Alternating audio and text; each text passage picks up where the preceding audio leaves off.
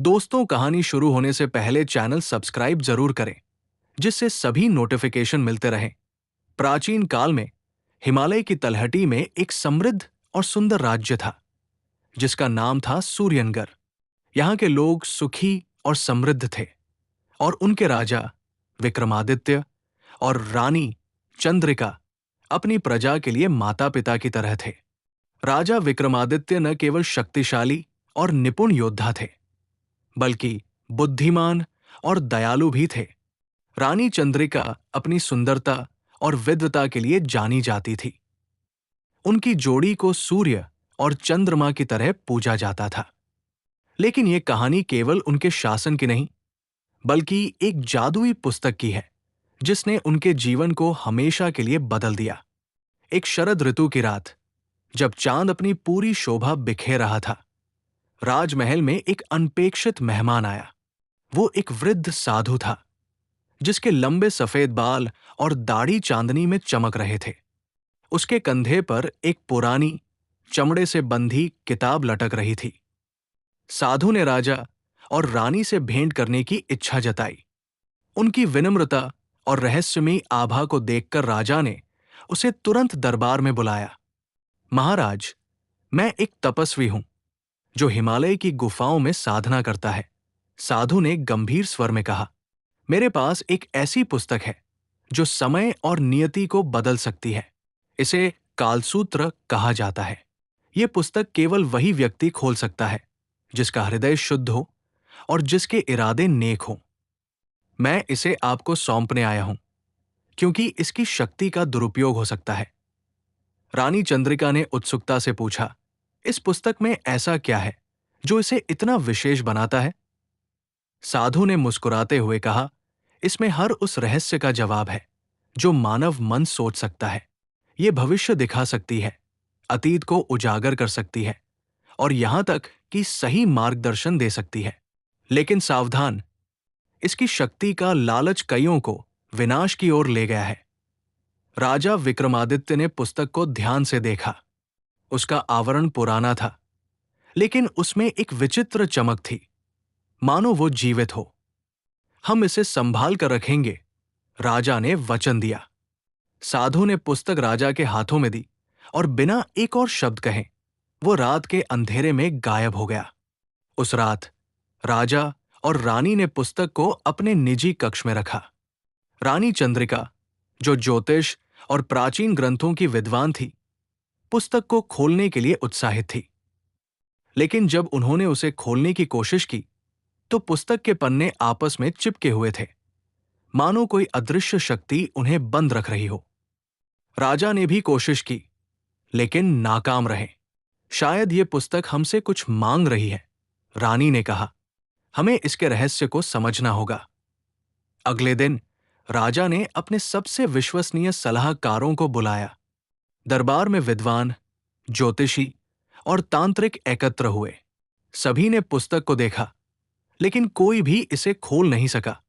एक बुजुर्ग विद्वान ने सुझाव दिया, शायद ये पुस्तक केवल तभी खुलेगी जब इसका सही समय आएगा। उसी रात रानी चंद्रिका को एक स्वप्न आया। स्वप्न में एक चमकता हुआ प्रकाश उन्हें एक प्राचीन मंदिर की ओर ले गया, जो सूर्यनगर से दूर जंगल के बीच में था। मंदिर के बीच में एक विशाल शिवलिंग था, और उसके सामने वही जादुई पुस्तक रखी थी। एक गूढ़ आवाज ने कहा, पुस्तक का रहस्य सत्य और बलिदान में छिपा है। सुबह होते ही रानी ने राजा को अपने स्वप्न के बारे में बताया। दोनों ने निर्णय लिया कि वे उस मंदिर की खोज करेंगे। उन्होंने अपने विश्वसनीय सेनापति वीरभद्र और कुछ चुने हुए सैनिकों को साथ लिया और जंगल की ओर निकल पड़े। जंगल घना और रहस्यमयी था। पेड़ों की छाव में सूरज की किरणें भी मुश्किल से पहुंच पाती थी। कई घंटों की यात्रा के बाद उन्हें वो मंदिर मिला जो रानी ने अपने स्वप्न में देखा था। मंदिर पुराना और जीर्ण शीर्ण था, लेकिन उसमें एक अलौकिक शांति थी।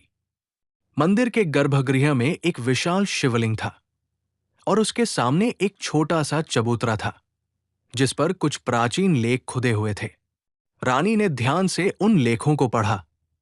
वे संस्कृत में थे और कहते थे, जो सत्य का पथ चुनेगा वही कालसूत्र को खोलेगा। सत्य का मार्ग बलिदान मांगता है। बलिदान? राजा ने सोच में पढ़कर कहा, क्या इसका मतलब है कि हमें कुछ त्याग करना होगा? उसी क्षण मंदिर में एक तेज रोशनी चमकी और एक रहस्यमयी आकृति प्रकट हुई। वो एक देवदूत की तरह थी, जिसके हाथ में एक सुनहरा त्रिशूल था। मैं कालसूत्र की रक्षक हूं, उसने कहा। पुस्तक को खोलने के लिए आपको अपने सबसे प्रिय की बलि देनी होगी। राजा और रानी एक दूसरे की ओर देखने लगे। उनके लिए सबसे प्रिय क्या था? उनका राज्य, उनकी प्रजा, या एक दूसरे का प्यार? रानी ने कहा, हम अपने प्यार को कभी नहीं छोड़ सकते, लेकिन अगर ये पुस्तक हमारी प्रजा को बचा सकती है तो हम कोई भी बलिदान देने को तैयार हैं।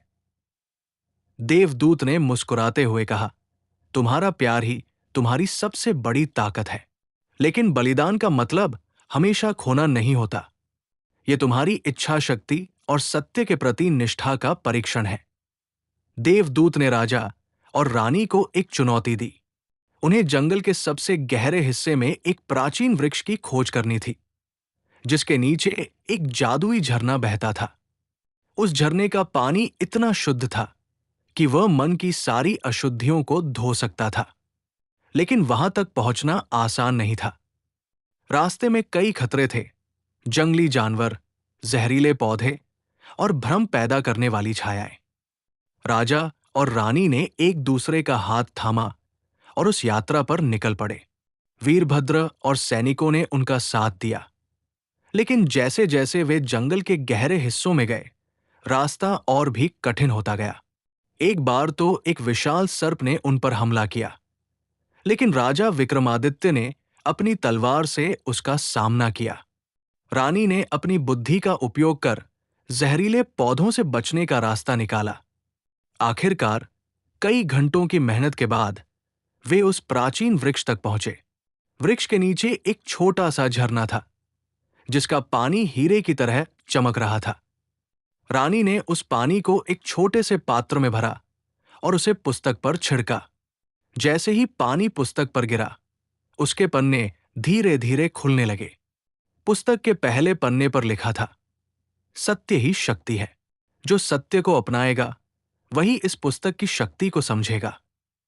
पुस्तक खुलने के बाद राजा और रानी ने देखा कि इसके पन्नों पर चमकते हुए अक्षर तैर रहे थे। हर पन्ना एक नया रहस्य खोल रहा था। एक पन्ने पर सूर्यनगर के भविष्य की भविष्यवाणी थी, एक भयंकर सूखा जो प्रजा को तबाह कर सकता था। लेकिन पुस्तक ने यह भी बताया कि अगर राजा और रानी एक विशेष यज्ञ करें तो ये संकट टल सकता है। पुस्तक ने उन्हें यह भी दिखाया कि सूर्यनगर के पास एक छिपा हुआ खजाना था, जो प्रजा की समृद्धि को और बढ़ा सकता था। लेकिन सबसे आश्चर्यजनक बात यह थी कि पुस्तक ने राजा और रानी के अतीत को भी उजागर किया।